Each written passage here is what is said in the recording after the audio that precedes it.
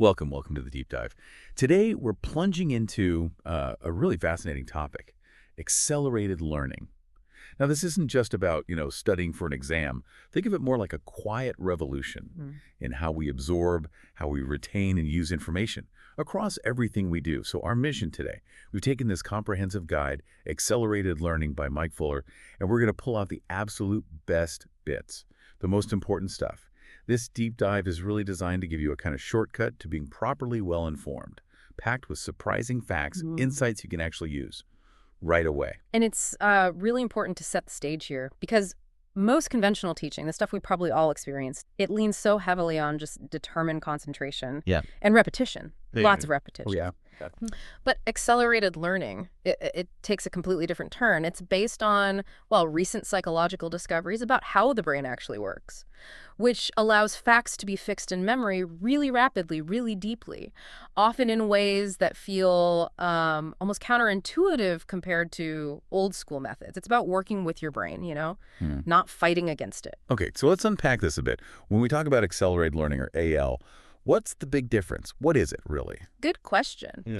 At its heart, AL is basically a method. It helps you organize information, arrange it, assimilate it, really fast speeds, so you're grasping complex stuff in like a much shorter amount of time. And it uses all these different techniques to make sure you don't just retain it, but you can recall it quickly, resourcefully. Right. Efficiency and real understanding. Exactly. So how does it do that? In practice, what does it look like compared to, say, sitting in a lecture? Well, unlike those older methods, AL teaches you to get into this pleasantly relaxed state, but still really receptive, calm but alert, and it presents information in new ways, ways that actively involve both sides of your brain, the left and the right. Like you might even absorb things in your peripheral vision or use short, rhythmic sentences. Because facts presented like that, they're just easier for the brain to grab onto. It's very multisensory. The source really paints AL as like the most advanced learning method out there today. A total system for speeding up not just learning, but the design of learning too. It says it's proven to boost effectiveness, save time, save money. Yeah.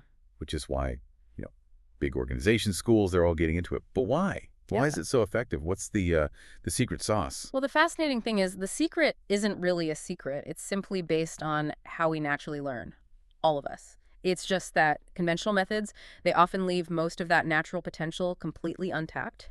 AL unlocks it by involving the whole person. Think about it. Physical activity, creativity, music, images, color. It pulls all that in. And it's learner-driven, interactive. The learners are discovering, creating their own knowledge, really. The instructor, they're more like a facilitator, guiding things. That sounds almost, revolutionary compared to how I learned things. Yeah. It makes you wonder where it started. The source mentions it gets really interesting here. Yeah, the origins are quite something. Accelerated learning, or brain-friendly learning, it was really kicked off by Dr. Georgy Lozanov back in the mid-20th century. Apparently, he started pretty small, teaching English to about 60 students, using these non-traditional visual and auditory methods, something called suggestopedia. Suggestopedia, that's right. Quite radical for its time. And from that, the whole approach just grew in stature, value, volume. So, okay, if we're talking about unlocking potential through AL, we have to start with the bedrock, right? Memory. You can't learn without it. Absolutely fundamental. Memory, it's the brain's ability to record and recall. Simple as that sounds. And we usually talk about two main types. There's retrospective memory, remembering the past, like, what you did yesterday. Right. And then there's prospective memory. That's remembering to do something in the future, like setting your alarm, remembering a meeting, that kind of thing. Gotcha. And you know that old saying, you can't teach an old dog new tricks? Well, forget that. I mean, I used to kind of believe it myself. But the science now, especially around neuroplasticity, it's just astonishing. The brain's ability to adapt, to change, even when we're older, forming new pathways. It's incredible. It really is mind-blowing. And the key thing is you can harness that. That power of neuroplasticity isn't just something that happens to you. By, intentionally engaging your brain, challenging it, you can actively boost your cognitive abilities, learn new stuff more easily, improve your memory. At any age. Seriously. The source lays out 5 big principles for memory training: repetition, association, imagination, structure, and energy. So it's not just rote learning. No, exactly. It's engaging different parts of how memory works. And here's a practical tip from the guide, something often overlooked but really critical. A strong memory really depends on your overall brain health. Makes sense, right? Sure. The Mediterranean diet, for example, widely considered one of the best for your brain. Studies show it can boost memory, attention, even slow down that age-related cognitive decline. Simple step, big impact. That's a great tip. And understanding our internal processes like memory, that leads us right into another key area, how we interact with the world, our social skills. So what does all this mean for how we connect with others? Let's dive into social skills. How would you define those for someone listening? Social skills. Basically, they're the abilities we use to communicate and interact, both verbally and, importantly, non-verbally. It's about knowing how to act in different social settings, understanding the rules, both the written ones and the unspoken ones, like picking up on cues. And why are they so important? I mean, beyond just being polite, what's the real benefit in terms of potential? Oh, the advantages are huge. They touch pretty much every part of your life. First off, more and better relationships, which are just essential, right, for friendships, connections. Good social skills can make you more charismatic. That helps with job prospects, getting hired, getting promoted, and that obviously boosts happiness, satisfaction, self-esteem. Less stress, too. Makes sense. What else? Well, better communication overall. You really can't have great social skills without being a strong communicator. Expressing your thoughts clearly, that's vital. Then there's efficiency. Knowing how to navigate social situations smoothly saves you time and energy. Avoiding awkwardness, joining groups easily. Yeah, I can see that. And career prospects, definitely. Most valuable jobs today. They require teamwork, influencing people, interacting with staff, media. It's not just about what you know anymore. And finally, maybe the biggest one. Overall happiness. Just feeling confident in social scenarios, like starting a chat at work that leads somewhere great, or just a smile that sparks a friendship. These things add up. They really do.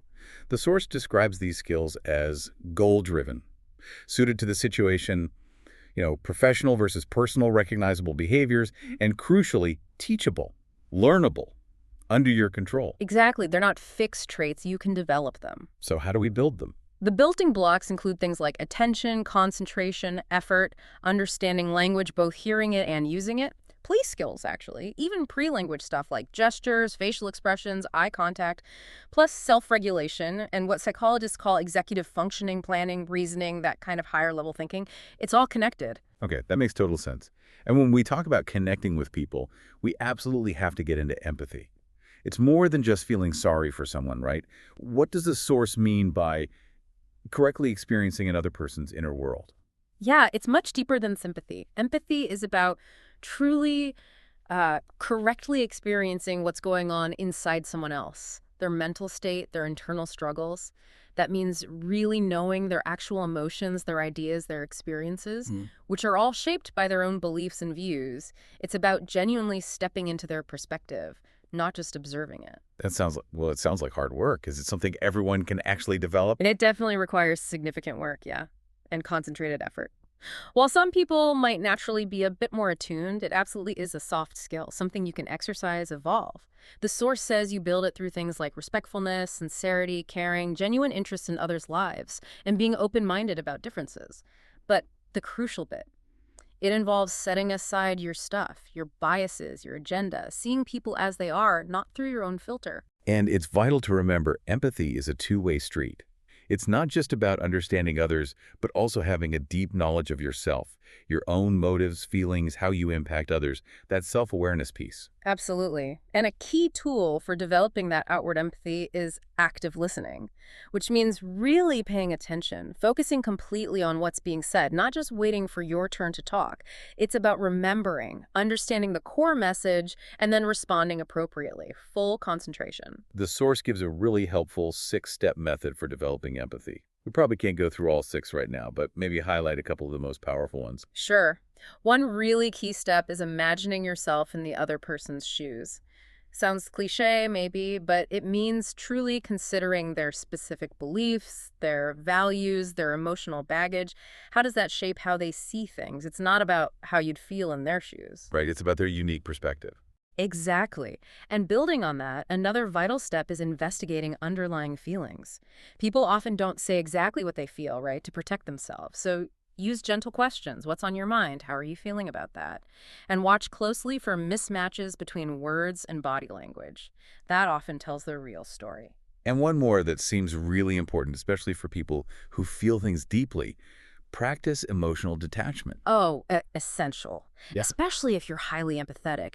To avoid getting completely overwhelmed, the source suggests consciously playing different roles during your day, like telling yourself, okay, I understand this person's pain, but I'm not going to let it become my pain. It helps keep boundaries, stops one intense interaction from bleeding into everything else. That's really practical advice.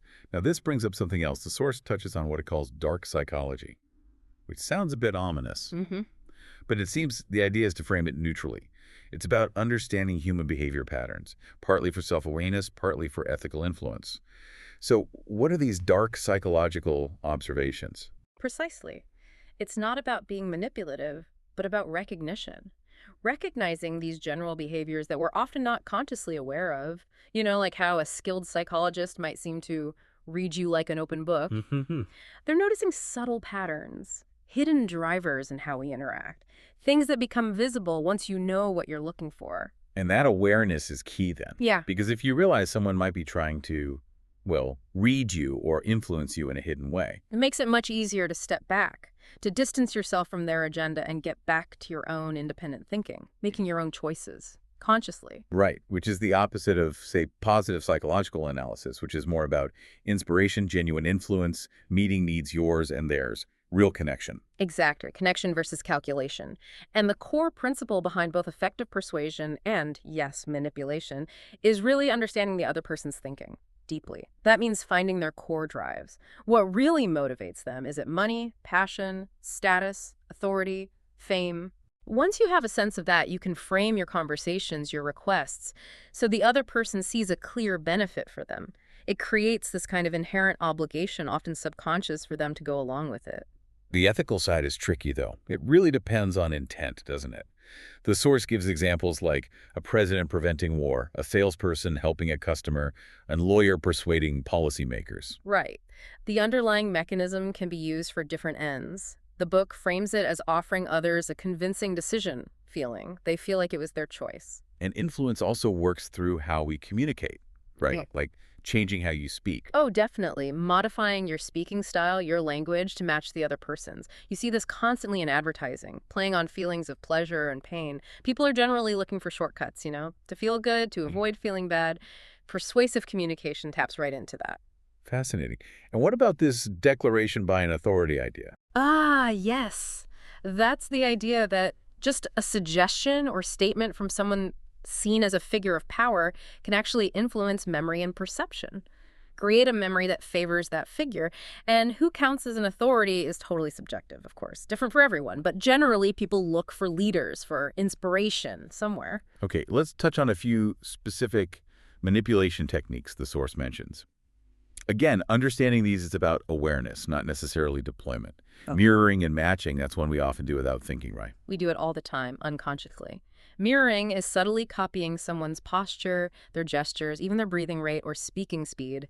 It works because, well, we tend to like people who seem similar to us, on the same wavelength. Makes sense. And interestingly, if you do it well, you can sometimes start to lead the interaction. They start unconsciously mirroring you. But a big caution: don't mirror negative body language. No crossed arms or angry faces. The goal is connection. Good point. What about reciprocity? That feels really fundamental. Oh, it's deeply ingrained. Giving something a gift, a service, a favor creates this powerful feeling of obligation. Gratitude, yes, but also a sense of debt. The other person feels compelled to return the favor. It can be super subtle, like casually reminding someone of past help. You owe me one, basically, even if unstated. And then admitting weakness. It seems totally backward. Why admit a flaw? It's brilliantly counterintuitive. By pointing out a small weakness or drawback in your own proposal before they can, you instantly seem more credible, more honest, trustworthy. Ah, Especially today, when everyone's naturally a bit skeptical, it disarms them. It makes them think, okay, they're not trying to pull a fast one. It actually makes your overall proposal seem more attractive because you've shown transparency. wow. Okay. So we've covered words, intentions, but body language. The source says it's often the loudest language. It absolutely can be. So much of it is instinctive. We're constantly sending and receiving these wordless signals through movement, posture, tone of voice, touch. And here's the kicker.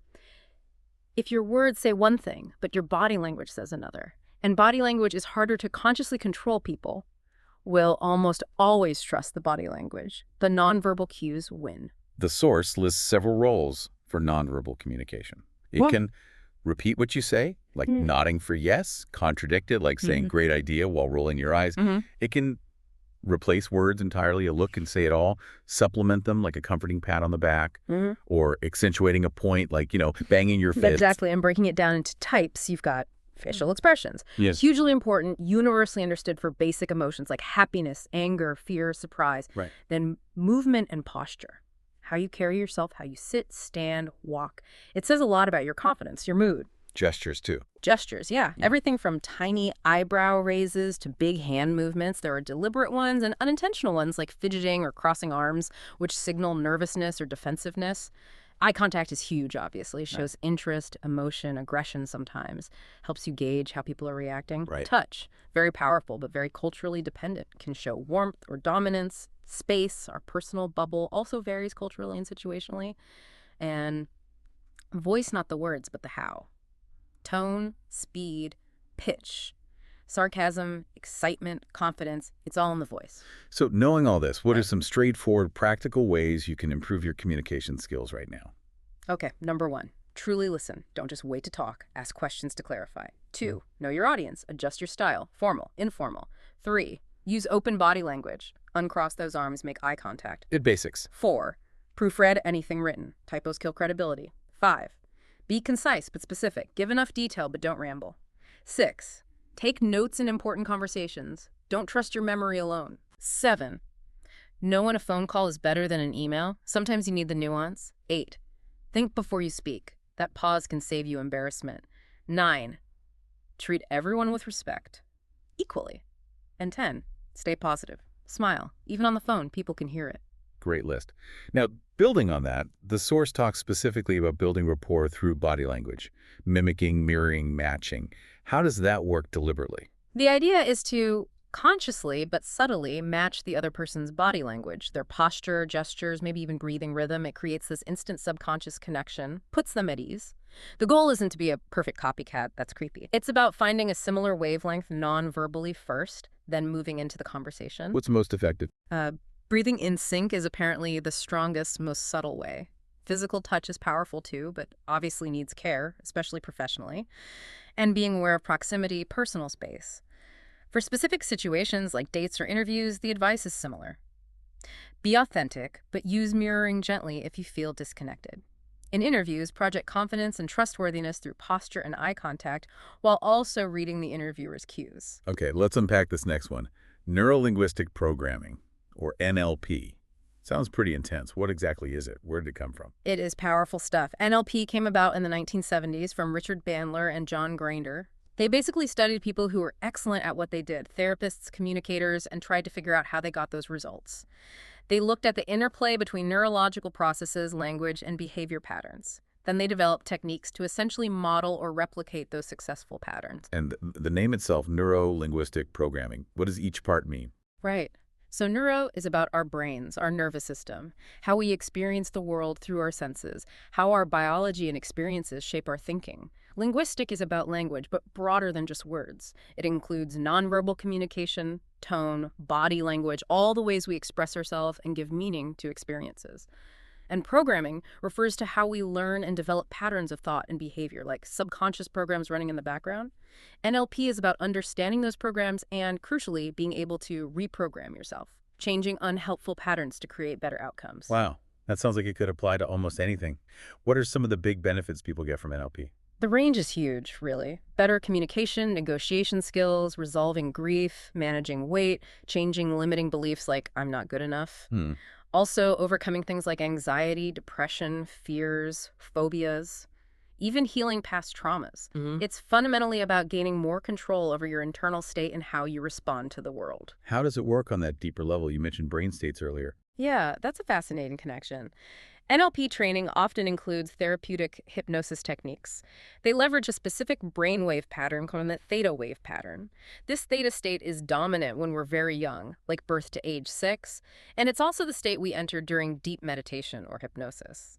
Why it matters is that in theta, the brain is incredibly receptive, highly programmable, Ah, so that explains how early experiences can lock in beliefs. Exactly, like low self-esteem formed in childhood. NLP practitioners use techniques to help people access that receptive state or work with those underlying programs to consciously change those deep-seated beliefs, even as adults. So the source calls it the study of success, a superhighway to achieving results faster. That's a good way to describe it.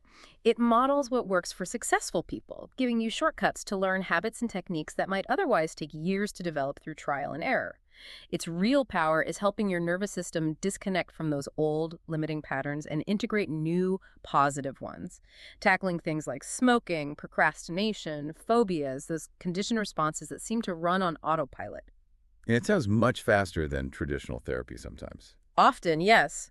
The source notes positive changes can happen in just 1 to a few sessions for many issues, maybe 4 to 12 for more complex problems. That's potentially a fraction of the time involved in some other approaches. Where is it typically used?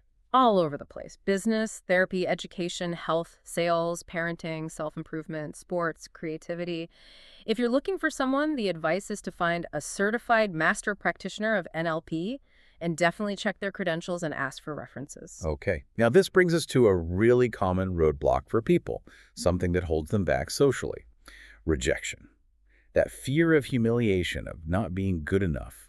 It's huge for many. It absolutely is. Rejection stings. Nobody likes it. Everyone feels nervous about it at times. But the key difference is in the coping mechanism. Some people just seem better at handling it. They bounce back faster. They frame it more constructively. They don't let it shatter their self-image. And often that resilience comes from having had some positive social experiences in the past. Success breeds confidence. Right. The source contrasts people who are not good at dealing with rejection versus those who are. The ones who struggle often haven't had much social success. They tie their self-worth directly to how others react. Every refusal feels devastating. Yeah, they might believe rejection is always awful, feel they have to be liked by everyone, constantly anticipate pain or awkwardness, fear humiliation deeply, see social opportunities as scarce, and they can get quite resentful. It's a really tough mindset. Whereas people who handle it better, Their confidence comes more from within, built on past successes. They know their own worth isn't dependent on everyone liking them. They accept that rejection is just a normal part of building a social life, part of the process. They tend to focus long term, realize everyone gets rejected sometimes, and often see it as useful either for screening out people who aren't a good fit or even as feedback for learning. They don't take it so personally. so how do you break that cycle, that catch-22, where you need social success to get over the fear of rejection, but the fear stops you from getting the success? It's a real bind. The source suggests a few things. First, start small. Aim for tiny, achievable social wins. Build momentum. Don't try to conquer your biggest fear on day one. Makes sense. Second, consciously embrace positive attitudes. Reading about constructive ways to view rejection can help prime your mind, but the real shift comes from having new experiences that contradict your old fears. Third, and this is the hard one, face your fear. Gradually expose yourself to situations where rejection might happen. Start with low-stakes ones. You learn through experience that you can handle it. Okay. Fourth, expect and prepare for rejection. Mentally rehearsing how you'll react if someone says no can make you feel less afraid, more in control. And finally, realize it's often not as bad as you imagine. The anticipation is frequently worse than the actual event. And if you do get hit with a really harsh rejection, what helps you feel better? First off, allow yourself time to feel bad. It's okay to be upset. Don't try to just brush it off immediately. Give yourself permission to feel crummy for a bit, days, weeks, whatever feels right for the situation. Acknowledge the feeling. Exactly. Then use general mood boosting strategies. Do things you enjoy, get some exercise, talk about it with someone you trust. Get it out. Also, crucially, watch your thinking. Challenge those overly self-critical thoughts. Was it really all your fault? Is this one setback proof that you're fundamentally flawed? Probably not. Look for simpler, less personal explanations. Maybe they were busy. Maybe you just weren't compatible. And finally, try to put it in perspective. Step back. How important is this really in the grand scheme of your life? Usually it's not the end of the world, even if it feels like it at the time. That's really grounding advice. Okay, let's shift gears slightly to unpack this final area the source covers: improving mental math. Seems a bit different from social skills, but it's presented as part of unlocking potential. What exactly is mental math? It might seem like just number crunching, but it's more about cognitive flexibility. Mental math is basically using a set of cognitive strategies to think flexibly about numbers and solve calculations in your head, without reaching for a calculator or paper. So it's not just about being fast, it's about understanding numbers better. Precisely. It boosts computational fluency, meaning efficiency, accuracy, and flexibility. For students, yes, it means doing sums quickly in their head, but it stems from understanding the math so well that they don't need the crutch of writing it down, and its importance. Well, there's a strong link between mental computation skills and broader mathematical reasoning ability. It encourages tackling problems in new ways, thinking outside the box numerically. And the good news for you listening, the source points out, is that you probably already do things that build these skills, like rounding numbers, estimating, practicing basic math facts, developing that general number sense. It all contributes. Wow, what a journey we've been on. From the core ideas of accelerated learning and memory, through social skills, empathy, influence, body language, NLP, even mental math, it really covers a huge amount of ground related to how we function and how we can improve. It really does. And the thread connecting it all, going back to accelerated learning, is that idea of involving the whole brain, both hemispheres, all our internal systems, engaging the learner more naturally, more effectively. Quality learning, real growth, it comes from tapping into all our resources, intellectual potential, emotional potential, and often true learning means transforming what we already know so we can apply it to new situations. Adaptability. So here's a final thought to leave you with. If accelerated learning is ultimately about unlocking your potential by understanding your mind and how you interact with the world, then maybe the ultimate deep dive isn't just into books or guides like this one. What if it's about consistently applying these insights day to day, actively reprogramming and mastering your own thinking, your emotions, your behaviors, making you the conscious architect of your own most successful, most intentional life?